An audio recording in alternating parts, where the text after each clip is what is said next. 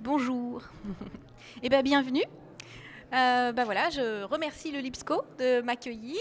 Je suis Maude Vivien et je remplace aujourd'hui Marie-Astrid Durnerin qui d'habitude fait cette conférence, voilà, et qui travaille à la Fondation pour l'école. Et donc nous avons un stand, l'association Au Creux de l'Oreille, qui est un petit peu plus loin. Et moi, ça fait 30 ans que je suis... Ça va, vous m'entendez bien? C'est bon. Ça fait 30 ans que je suis professeure d'éveil musical. Voilà. Et alors, effectivement, j'ai une formation de musicienne. Mais bien sûr, c'est pas absolument nécessaire pour faire venir la musique à l'école. Voilà. Alors, je vais commencer par vous présenter l'association, parce que pour moi, c'est un moyen aussi de vous parler de mon travail et de pouvoir, voilà, après débriefer dessus et vous donner aussi des pistes. Donc, comme vous n'êtes pas nombreux, est-ce que je peux vous demander, vous êtes tous professeurs des écoles ou sauf madame? Vous avez été, d'accord. Et sinon, vous êtes tous... L'idée, c'est ça. D'accord. Ok, très bien. Donc, Au Creux de l'Oreille a été créé en 2001. Alors, excusez-moi, c'est la première fois que je manipule ces choses-là, donc je vais peut-être faire des bêtises. Mais voilà, donc Au Creux de l'Oreille créé en 2001 et qui propose des ateliers, évidemment, en famille ou en collectivité. Donc, c'est crèche, école, maternelle, élémentaire. Mais aussi, bien sûr, médiathèque par enfant, mairie, entreprise, enfin voilà, partout où on veut organiser des ateliers. On travaille en Ile-de-France et aussi, moi j'habite Tours maintenant, donc voilà. Et puis au niveau de la formation, on peut se déplacer. Voilà. Par contre, au niveau des ateliers, c'est un peu plus compliqué. C'est Ile-de-France et Tours. Alors, l'association, elle a été porteuse de d'autres projets. Alors, je crois que c'est là qu'il faut que j'appuie. Alors voilà, par exemple, les chansons d'animaux, c'est un album qui est en ligne maintenant. Vous pouvez aller voir, écouter. C'est l'exemple d'un album que j'ai fait avec une classe de maternelle, enfin des enfants de maternelle. On a choisi des thèmes, les animaux, on est parti là-dessus et on a créé des chansons. Et aussi, à l'époque, des illustrations, qui ne sont pas celles-ci, bien sûr. Les enfants ont réalisé aussi des illustrations. Et on a fait un enregistrement, et j'ai gardé l'enregistrement de ma voix, que vous pouvez retrouver sur les plateformes. J'ai créé pendant le confinement le studio des berceuses. Le studio des berceuses, c'est de la création de chansons personnalisées. Comme évidemment pendant le confinement on s'ennuie, j'ai créé ça et donc l'idée c'est de créer une chanson personnalisée pour un nouveau-né à l'aide des mots des parents, puisque j'adore créer aussi sur place. Donc j'aime bien la création aussi avec contrainte, on va dire. Que ce soit dans une classe ou que ce soit voilà, là chez moi en tant que compositrice, l'idée c'est de partir des mots des parents et de créer une chanson. Vous pouvez retrouver sur le site des petits exemples, voilà, ça fait partie de mes projets aussi. Et les dessins que vous voyez, c'est Mélissa Federbe qui les fait. On travaille avec elle sur en fait l'ensemble de nos prestations, tant pour illustrer les chansons qu'on propose que le studio des berceuses, où il y a une illustration personnalisée aussi, mais aussi dans nos livrets, voilà, donc sur notre site, etc. Alors on a aussi on a des intervenants évidemment dans l'association. Pour l'instant, on est 4. Donc il y a Charlotte Pinardel qui est intervenante, il y a Juliette Perdreau qui est aussi intervenante, et puis Réa Elsa Picard qui est présidente et professeure de musique. Charlotte, par exemple, a créé aussi des spectacles pour les petits. Et moi-même, donc, j'ai aussi créé 2 spectacles d'ombre chinoise. Vous avez un petit aperçu sur le stand.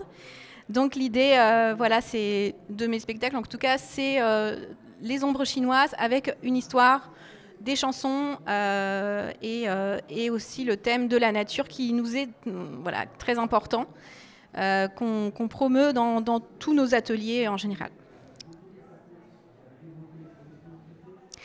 Alors, pour revenir aux ateliers. Donc, nos ateliers, ils sont depuis plusieurs années à thème. Donc, notamment sur les compositeurs.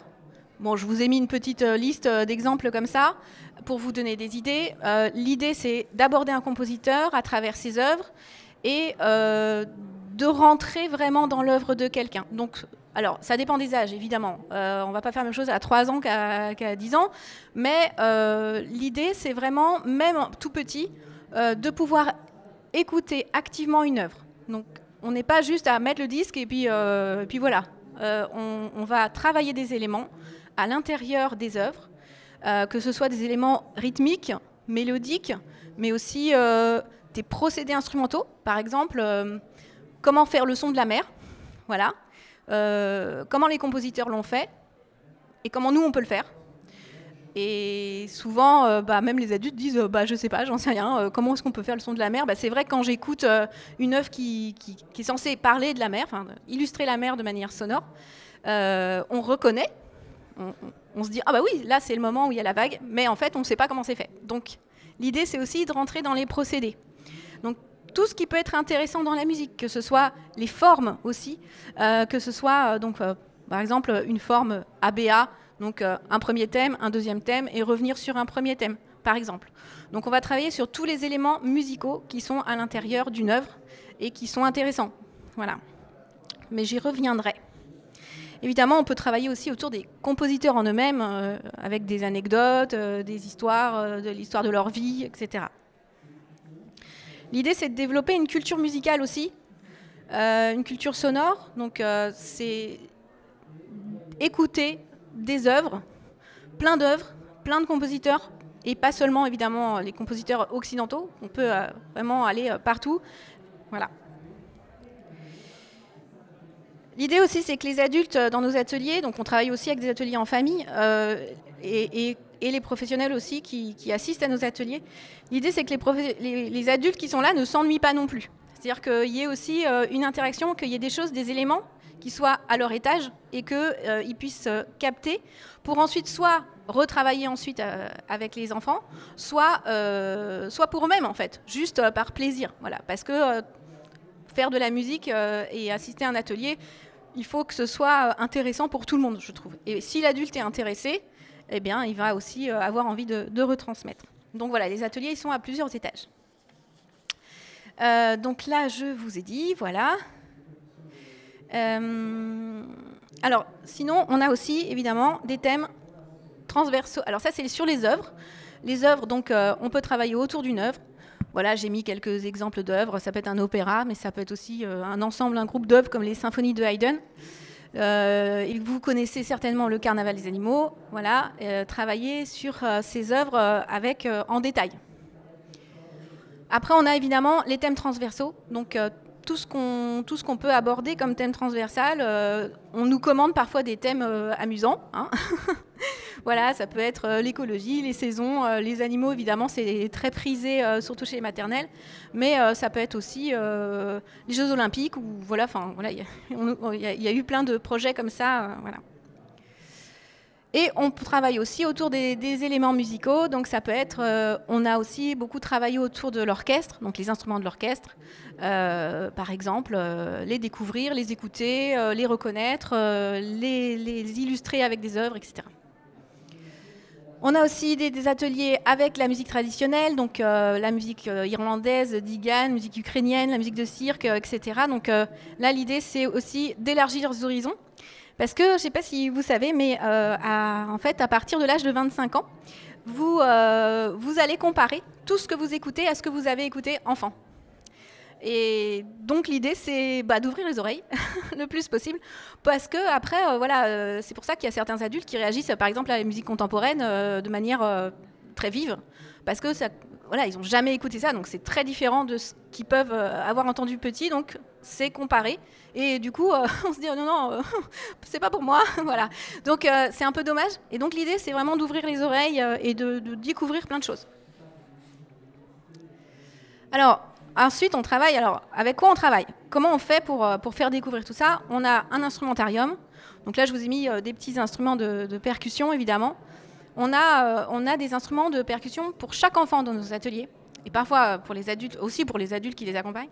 Et les instruments sont en nombre égaux, c'est-à-dire que tout le monde a des claves ou tout le monde a des tambourins, ce qui permet déjà que ce soit pas trop le bazar. Enfin, moi, je trouve que quand on sort un sac d'instruments comme ça au milieu d'une pièce et qu'on dit bon bah voilà, prenez ce que vous voulez, et puis donc on a le tambourin qui se mélange avec les grelots et avec les cymbalettes. Enfin, bon, en fait, c'est pas forcément très cohérent.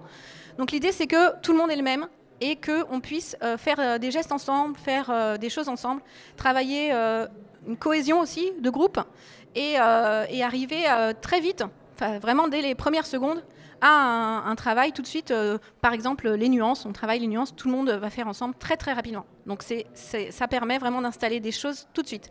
Donc moi, voilà, ce que je conseille, c'est souvent, c'est quand on me dit qu'est-ce qu'il faut que j'achète comme instrument, je dis bah voilà, essayez d'acheter des lots plutôt que acheter 30 trucs différents. Vous n'allez pas forcément savoir quoi faire avec, en fait. Alors on a aussi, bien sûr, bon, alors, les percussions, évidemment, pour les enfants, c'est moins fragile, hein, voilà. Évidemment, ça permet de leur laisser manipuler, de leur laisser explorer. Tandis qu'évidemment, si on amène des instruments plus complexes comme le violon, bon, bah, c'est sûr que ça va être plus compliqué. Mais on le fait aussi. On amène aussi dans nos ateliers un petit violon, parfois une trompette, une flûte, même une petite harpe. Alors elle est plus petite que celle-là, c'est une petite harpe traditionnelle. Mais voilà, on amène aussi des instruments où on essaye chacun son tour cette fois. Et on fait vraiment essayer, on met au contact aussi des vrais instruments, tant qu'on peut. Voilà. Et ça permet évidemment de rencontrer l'instrument, ce qui est très chouette pour les enfants. Alors, qu'est-ce qu'on a encore comme matériel ? Au niveau matériel, on a énormément de choses. Ça peut être des papiers, ça peut être des foulards, ça peut être aussi des choses qui ne sont pas forcément sonores, des marionnettes, plein de choses, voilà, plein d'outils qu'on peut utiliser pour faire de la musique. Donc, on n'est pas obligé d'avoir des instruments absolument pour faire entrer la musique à l'école, mais je vais y revenir. Alors évidemment, on utilise le chant. Est-ce que j'ai quelque chose pour le chant ? Voilà. Alors, le chant, nous, comme on travaille avec les œuvres, en fait, on chante beaucoup les thèmes des œuvres. Donc, voilà, par exemple, si je vous chante le printemps est arrivé, les oiseaux se mettent à chanter, écoutez, écoutez le son du printemps. Voilà, donc tout de suite, vous reconnaissez, vous chantez la mélodie, tout de suite, ce qui permet tout de suite de rentrer dans l'œuvre et ensuite de réécouter l'œuvre. De dire ah oui, mais c'est ça que j'ai chanté. Voilà, donc ça c'est très important de chanter les thèmes des œuvres. Moi je trouve que c'est vraiment formateur aussi pour les enfants parce que tout de suite ils font pas que écouter, ils sont aussi acteurs dans l'œuvre. Donc on a voilà les grands thèmes classiques, les chants traditionnels, bah, évidemment on les rencontre, hein, ça c'est sûr. La chanson française, mais aussi des chansons composées et des chansons improvisées. Donc ça peut être des chansons composées soit par nous, mais aussi par les enfants en collaboration avec eux. Et de l'improvisation, voilà. Bon, c'est pas exhaustif, mais voilà. Après, on chante a cappella. C'est super important de chanter a cappella. Ça peut être aussi en alternance, ça peut être avec accompagnement instrumental et aussi avec le disque. C'est-à-dire que ce que je vous ai chanté, la Vivaldi, on peut le rechanter aussi avec le disque. Et essayer de suivre la musique, même si ça va plus vite ou si ça va plus lentement ou si on ne reconnaît pas tout à fait. Enfin, voilà. Alors, un autre grand pan qu'on a dans nos ateliers, ce sont les visuels. Donc on amène toujours beaucoup de visuels. Donc ça peut être des images d'animaux ou du thème qu'on explore, que ce soit les trains, les animaux, les papillons, n'importe quoi. C'est toujours... les enfants, ils adorent, en fait. Vraiment, ils regardent beaucoup nos visuels. C'est important, quand on fait une chanson de papillon, je trouve, de voir un papillon. Voilà. Et pas seulement le papillon dessiné. Je trouve que c'est bien aussi d'avoir des photos. Parce que moi, j'aime bien être un peu exact dans ce que je raconte aussi. Et ça permet aussi d'être transversal. Voilà, on peut faire les papillons à d'autres moments. Voilà. On a aussi, ça vous avez vu des visuels, on a créé des fiches pédagogiques sur les instruments de l'orchestre. Là, c'est sur les 20 principaux instruments de l'orchestre en fait, qu'on peut rencontrer, avec le logo de la famille, le nom, et les fiches, elles sont déclinées en fait sans le nom, sans le logo aussi, ce qui permet d'imprimer ce qu'on veut. et de pouvoir travailler en devinant les instruments, en les coloriant, en les reproduisant, en les installant selon les différentes formations qu'on rencontre. Par exemple, on peut recréer l'orchestre au sol, par exemple, avec les fiches. On peut aller les chercher quand on écoute une œuvre. Ah, j'ai reconnu la trompette, je vais aller la chercher. Voilà. Donc il y a plein de possibilités. On a écrit des jeux aussi autour de ça pour justement faire connaître les instruments de l'orchestre. On a évidemment des visuels sur les compositeurs, donc voilà, donc ça crée aussi beaucoup de questions. Mais pourquoi il a des cheveux comme ça? Voilà, c'est intéressant. Et moi j'aime bien dire, voilà, c'est une vieille musique, ça fait 400 ans, ça fait 300 ans, ça fait 200 ans. Ça remet aussi, ça peut aussi permettre, bon évidemment, je suis pas prof d'histoire, mais ça remet aussi des repères historiques dans l'atelier. Et ça, c'est des visuels aussi pour les formes, donc tout ce qui est forme musicale. Et donc là, c'est un exemple avec le rondeau. Donc vous avez par exemple le tambourin qui va jouer, puis ensuite un autre instrument, puis de nouveau le tambourin, puis ensuite un autre instrument et de nouveau le tambourin. Donc ça, c'est une forme musicale qu'on rencontre très couramment, qu'on peut retrouver par exemple dans les Indes galantes. Je ne sais pas si vous connaissez les Indes galantes, voilà. Donc vous avez cette possibilité de travailler la forme qu'on va rencontrer dans les œuvres, mais aussi de la travailler avec les instruments. Alors ça, c'est un visuel, je me suis amusée à faire ça avec l'intelligence artificielle, n'est-ce pas? Parce qu'en fait, on peut aussi travailler à partir de visuels pour faire de la musique. Et ça, je trouve qu'à l'école, c'est particulièrement intéressant. On prend un visuel, on se dit, voilà, quels sont les éléments sonores qu'on peut sortir d'une image.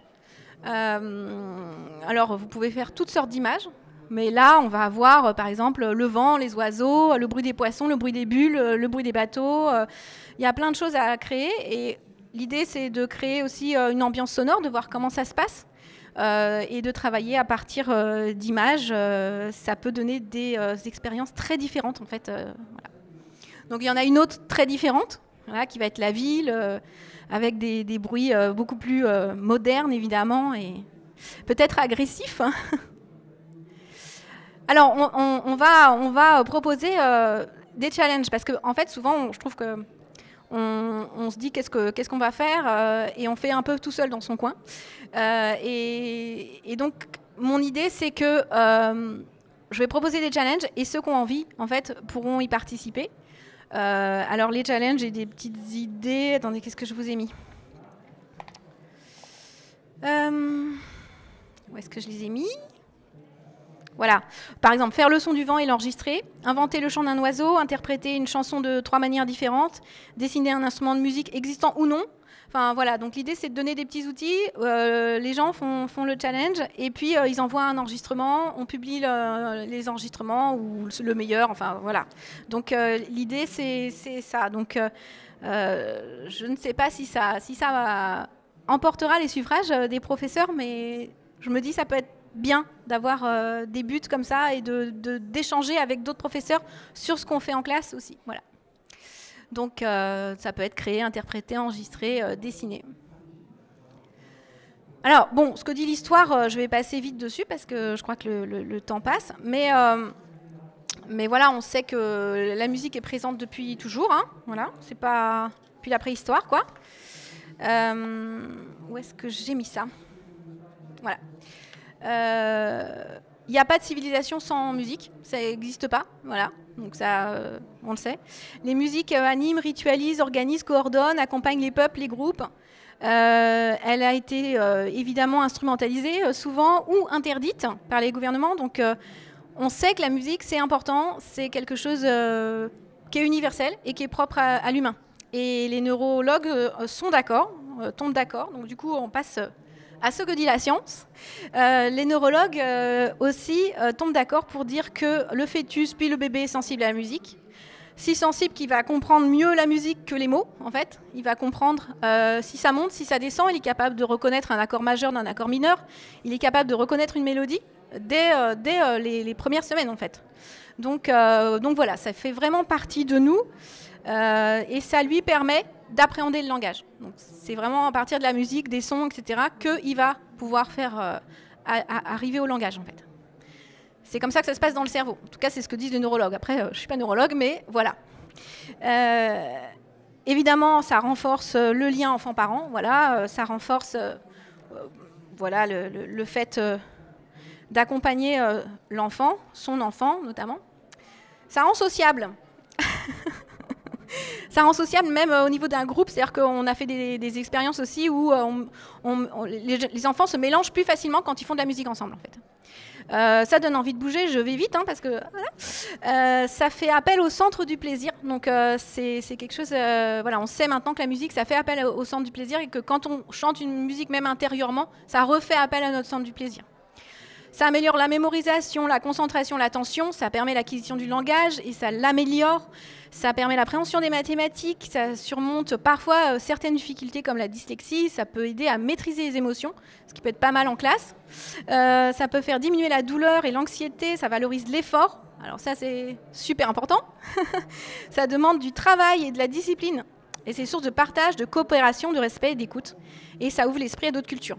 Et moi, j'ai rajouté aussi, c'est que c'est l'émotion, la poésie, l'amour et l'expression de l'indicible, je trouve, le spirituel aussi, c'est quelque chose voilà, qui fait partie de la musique. Donc après, je vous ai mis une petite liste de tout ce qu'on peut faire à l'école. Après, je ne sais pas du tout votre expérience, peut-être que vous avez des super expériences et que vous savez déjà faire plein de choses. Mais je vous ai fait voilà, une petite liste rapide. Donc, faire venir un professionnel ou travailler avec un organisme. Donc il y a plein d'organismes qui font l'orchestre à l'école, etc., qui travaillent en collaboration avec des écoles. Et puis sinon, faire venir un professionnel. Donc ça, c'est très bien. À partir du moment où quand on fait venir un professionnel, je trouve que ce qui est important, c'est de travailler en collaboration avec lui. C'est pas juste une consommation, je trouve que c'est un peu dommage. Enfin, moi, parfois, quand j'arrive, j'ai un peu l'impression que c'est consommé, mais que c'est pas exploité. Et en fait, c'est dommage. On peut vraiment faire des liens. On peut demander aux personnes qui viennent qu'est-ce que je peux faire avant, qu'est-ce que je peux faire après, comment je peux continuer, comment je peux exploiter ce que vous faites, prendre des notes pendant la séance, etc. C'est voilà, je trouve que, enfin, pourquoi ne pas le faire en fait? Pourquoi ne pas profiter en fait? Voilà. Donc ça, je trouve ça dommage. Faire venir les parents musiciens. Bon, je ne sais pas si vous avez déjà eu l'idée, mais on est souvent surpris de voir que bah oui, les parents sont musiciens aussi et qu'ils peuvent venir jouer de l'harmonica ou du violon ou n'importe quel instrument. À partir du moment aussi où on fait attention de se dire attention, c'est pas un professionnel non plus, donc il n'est pas professionnel de la pédagogie, donc faut pas non plus. Enfin, voilà. Et puis je trouve créer un espace aussi, préparer une chanson, pour faire du lien. Jouer sur un instrument, bah, ça paraît évident, mais en fait, il y a des gens qui ne se lancent pas, c'est un peu dommage. Voilà, y a un instrument qui a beaucoup la cote en ce moment, c'est le ukulélé. Qui est très sympa, mais ça peut être n'importe quel instrument. Le piano, la flûte, l'harmonica, n'importe quoi. Enfin, voilà, c'est toujours chouette, même si vous n'avez pas un niveau de concertiste. Consacrer un temps dans la semaine à l'étude de musique, bah ça paraît évident, mais c'est pas toujours fait. Donc l'idée, c'est d'installer un moment, voilà, et de créer quelque chose, voilà, autour d'un rendez-vous régulier. C'est pas grave. Ensuite, installer des rituels. Donc, pour faire entrer la musique dans la classe, installer des rituels, c'est super. On peut chanter pour se dire bonjour, se dire au revoir, se laver les mains, sortir dans la cour, se refaire des sorties. Je sais pas, c'est le temps des parents, le temps de la sieste. Enfin, voilà. Donc, ça permet de ramener la musique tout le temps, tout au long de la journée. Ça permet de réveiller une classe endormie. Et d'endormir une classe. Bon, porter des projets, évidemment, donc soit avec tout l'établissement, soit dans sa classe. Voilà, donc ça peut être chouette, évidemment, et transversal. Organiser des sorties, voilà, aller au concert, aller au spectacle d'à côté, aller au concert de la chorale de l'école, enfin voilà. Accueillir la musique dans des projets transversaux, donc évidemment, c'est installer la musique en mathématiques pour apprendre ses tables, installer la musique. Donc ça, c'est vraiment un outil d'apprentissage qui est hyper, qui marche en fait, qui marche très bien. Voilà, une fois un, deux fois un, voilà, donc ça marche très bien. On a cette petite musique dans la tête et ça marche pour plein d'apprentissages, que ce soit l'anglais, que ce soit, etc. Créer un instrumentarium, bah, voilà, donc, en le fabriquant ou en le peaufinant avec, à partir de ce que vous avez dans votre école ou bien ce que vous amènent les parents. Enfin, voilà, il y a plein de manières de faire un instrumentarium. Travailler, donc quand on fait de l'éveil corporel, du sport, etc., c'est important de parfois bien choisir les musiques et d'installer la musique en tant qu'élément en fait fondateur du mouvement, pas juste accompagner. Enfin voilà, la musique, elle peut vraiment être porteuse dans l'éveil corporel ou dans le sport, ce qu'on appelle le sport. Ça peut être aussi l'utilisation d'un tambourin pour faire des rythmes, pour les faire bouger, sauter, etc. Enfin voilà. Créer un livret de chansons ou des fiches de chansons, ça je trouve ça super. Les fiches de chansons, on sélectionne les chansons qu'on a envie de travailler dans l'année, on les imprime, on met une illustration s'il faut, on choisit l'illustration, on fait dessiner les enfants, j'en sais rien, enfin voilà, on fait des fiches plastifiées qui sont dans un coin de la classe, qui sont en accès libre et que les enfants peuvent aller chercher, chanter, choisir à tout moment en fait, enfin à tout moment, hein, quand vous, voilà, mais en tout cas, voilà, qui sont en accès. Parce qu'un répertoire, ça se travaille. C'est pas une fois par semaine, parfois ça suffit pas, ou on fait pas toutes les chansons toutes les semaines. Donc c'est bien de pouvoir y avoir accès en fait. Voilà. Alors laisser la musique exister pour elle-même à tout moment dans la classe, bon ça c'est vrai que c'est important parce que l'idée c'est quand même garder en tête que l'ouïe est aussi importante que la vue. Et souvent, on oublie un peu, voilà, on travaille beaucoup autour du regard, de la vue, des formes, de l'écriture. Mais c'est vrai quand un enfant vient vous voir et vous dit oh, tu sais, j'ai compris que 2 x 2, ça faisait 4 », on est super content. En fait, on est oh ouais, t'as appris un truc. Mais si un enfant vient voir, oh, j'ai entendu un oiseau dans la cour, en fait, on va peut-être pas porter la même attention à ça. J'ai reconnu que c'était un merle. Enfin, en fait, voilà, on va peut-être passer dessus. On va peut-être se dire, c'est peut-être un peu moins... ça nous apporte peut-être un peu moins de plaisir pédagogique, on va dire. Mais en fait, je trouve que c'est tout aussi évidemment important en tant que musicienne. Voilà, et donc valoriser l'ouïe, valoriser l'écoute. Alors avec tout ce qu'on a vu avant, mais ça peut être aussi avec un coin musique par exemple, où on a des paniers avec des endroits où on installe vraiment la musique en tant que personnage de la classe en fait. Et la laisser voilà, s'exprimer aussi si les enfants se mettent à chanter à un moment donné, voilà, bah, pourquoi pas accueillir aussi ce moment. Voilà. Alors, je ne sais pas quelle heure il est. Voilà, 33. Ça va super vite. Alors après, je vous ai... Bon, je pense que ça, c'est des choses qu'on fait aussi dans nos formations. Mais je vous ai mis voilà, des choses qu'on travaille. Le son, bah, voilà, il y a des qualités comme la durée, la hauteur, l'aigu, le grave, etc. Donc tout ça, c'est des éléments un peu techniques, on va dire, et qui sont importants de connaître. Voilà, donc la durée, l'intensité, le timbre, les hauteurs. Mais aussi ça peut être la densité du son, ça peut être beaucoup de choses en fait autour de ce qu'on peut faire avec le son. Je vais vite. Hein. L'écoute, donc écouter son environnement, voilà. Faire des moments en fait où on écoute et on fait que écouter. Moi, je suis assez exigeante comme ça, même avec des tout petits ou avec des grands. Quand on passe de la musique, on parle pas. Voilà. On parle après, on parle avant, mais on parle pas quand on passe un extrait musical. Et quand on chante, c'est pareil. On parle pas. On va pas dire attends Albert, arrête de bouger. Non, voilà. Vraiment, c'est des moments quand on improvise, c'est pareil. Je trouve que l'idée, c'est de rester dans le son et de se plonger dans le son, de se plonger dans quelque chose. C'est parfois difficile, c'est parfois compliqué, c'est quelque chose qui s'installe aussi, mais c'est important de créer des plages en fait où on n'est que dans l'expérience sonore et pas dans la parole.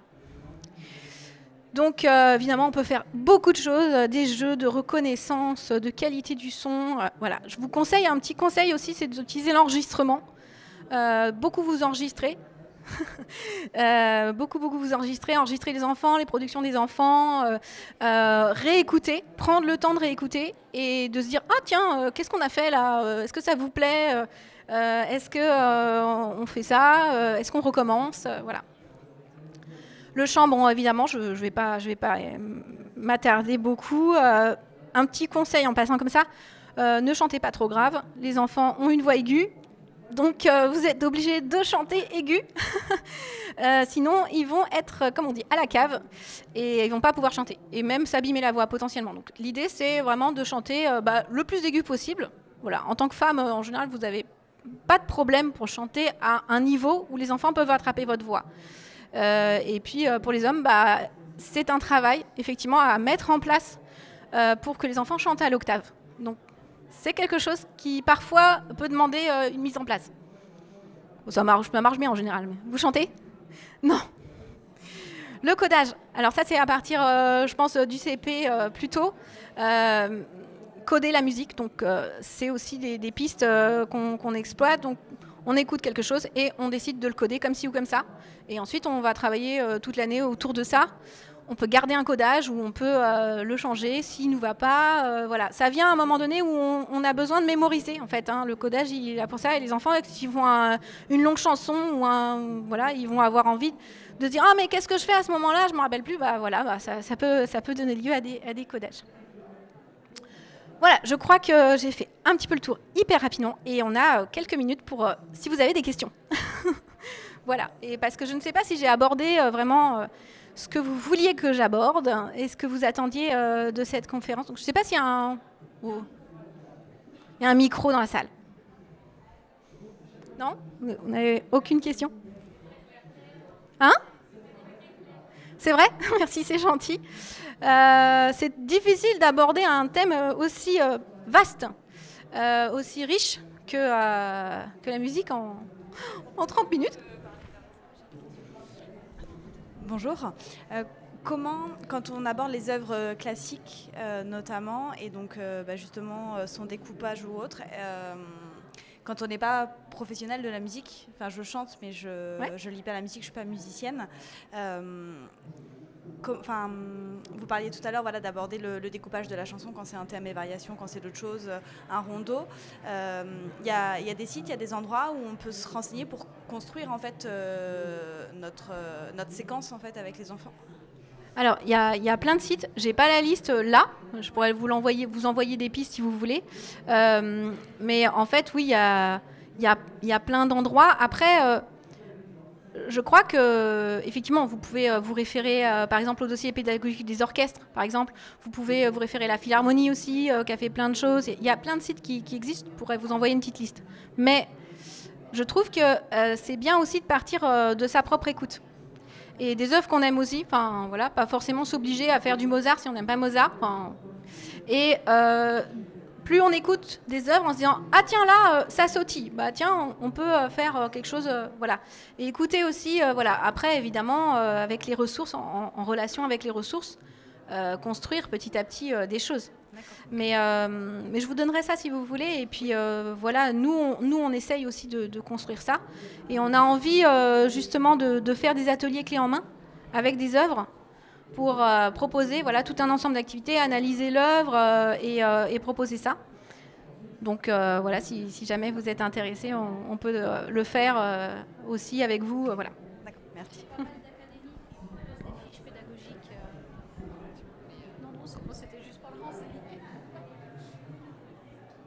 Mais c'est vrai que c'est pas facile d'aborder les œuvres.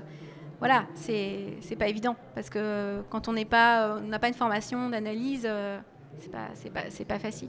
Mais déjà, c'est vrai qu'il y a beaucoup de choses en ligne qu'on peut trouver, mais c'est souvent des choses, des fiches pédagogiques autour de l'histoire, etc. Mais je trouve qu'il n'y a pas énormément de choses justement. Qu'est-ce qu'on peut faire avec une œuvre ?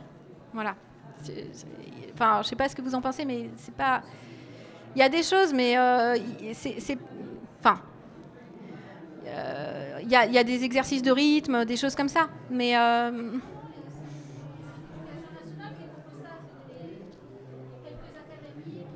oui, dans les académies de Poitiers notamment et Tours, ouais. Mm. Mm.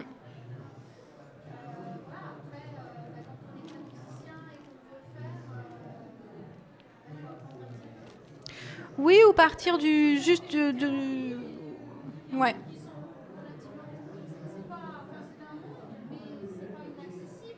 Mm. Bah, vous avez par exemple Jean-François Zigel qui fait un travail extraordinaire et qui est très dans le concret. Et quand vous pouvez regarder ses vidéos, il a une chaîne YouTube, je ne sais pas s'il alimente encore, mais voilà, vous pouvez regarder ses DVD et tout ça, où là, il va vraiment expliquer justement comment ça marche à l'intérieur, comment ça marche, et il montre au piano, il montre avec des instrumentistes, c'est vraiment bien fait. Et vous avez de plus en plus de concerts pédagogiques aussi. Vous pouvez écouter tout de suite, et voilà. Ça aussi, c'est assez intéressant. Mais oui, il y a plein de ressources qui existent. Mais après, quand vous prenez une œuvre, vous choisissez une œuvre ou un thème, vous tapez ce thème dans Google et vous allez tomber sur beaucoup de choses aussi. Voilà. Et retrouver... moi, vraiment, je fais aussi des recherches comme ça. Et on retrouve les sites des académies, effectivement. Des dossiers pédagogiques d'orchestre, moi, je m'en sers beaucoup aussi, qui préparent les œuvres. Et puis, des vidéos. Et oui, la Philharmonie et la Cité de la musique. Et voilà.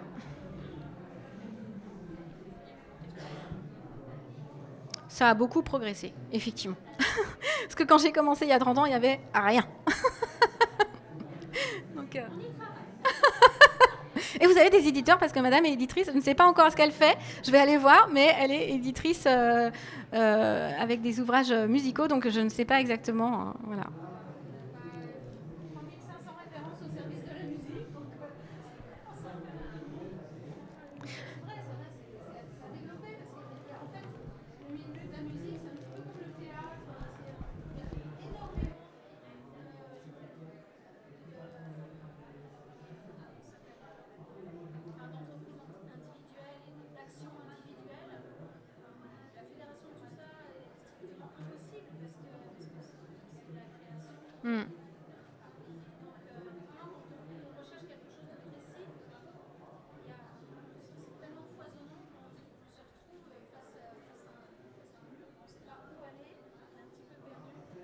Moi, je crois que c'est pour ça que j'aime bien l'idée des thèmes. C'est-à-dire qu'on prend un thème et on se dit, voilà, je vais travailler sur ce thème-là, et du coup, c'est beaucoup plus facile. Voilà, ça focalise. Et voilà, et on prend les oiseaux ou quelque chose comme ça, un thème relativement facile, ou les animaux, enfin des choses voilà, qu'on peut faire vraiment. Et c'est difficile. Moi, je trouve ça difficile quand même. Mais il y a aussi le fait de se dire que c'est pas grave. On n'est pas obligé d'écouter des œuvres classiques en classe non plus. On peut aussi faire de la musique, créer soi-même, inventer des sons, faire des univers sonores, voilà. Et petit à petit, apprendre à écouter et du coup créer des choses aussi soi-même. On n'est pas obligé d'aller chercher la culture classique absolument si on la commande.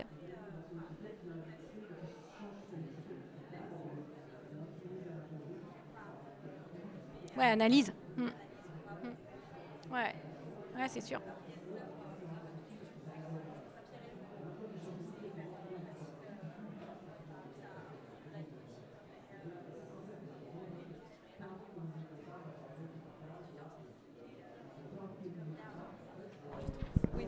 Oui, je disais, il y a Pierre et le Loup qui est très facile parce qu'avec le leitmotiv et avec un instrument par animaux, c'est très facile de travailler Bien sûr. avec les enfants, quoi.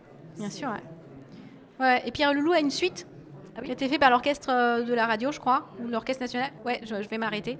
Où justement le loup sort du zoo. Enfin, en fait, a été emmené dans le zoo et sort du zoo. Il y a une amitié qui se crée avec Pierre, parce que je pense que c'est les gens traumatisés de Pierre et le Loup qui ont décidé de faire la suite. Ah oui, c'est pas mal. Ok, merci. Et voilà, donc je crois qu'il est épuisé le disque, mais vous pouvez peut-être le trouver d'occasion. D'accord. Et c'est très chouette parce que c'est de la musique contemporaine, donc un peu différente. C'est pas du Prokofiev, mais c'est chouette. D'accord. On peut aussi faire un projet comme ça, inventer la suite de Pierre et le Loup. Oui. Voilà. Ça peut être vraiment chouette. Ouais. Bon, je suis obligée de m'arrêter, mais merci beaucoup. N'hésitez pas si vous avez des questions, si vous avez besoin de ressources, je peux vous aider aussi. Je suis au stand. Ah, là, c'est sûr. On n'a pas le choix. Voilà, merci beaucoup.